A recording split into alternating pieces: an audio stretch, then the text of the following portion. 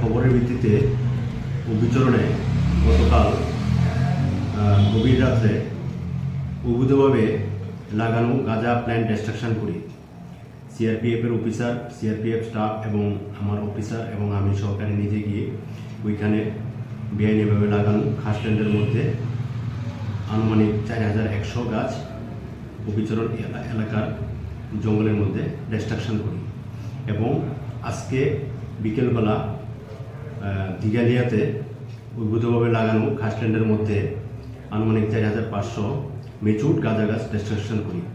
আমাদের এই অভিযান আগে থেকে শুরু হয়েছে এবং এই অভিযান কন্টিনিউ চালু থাকবে।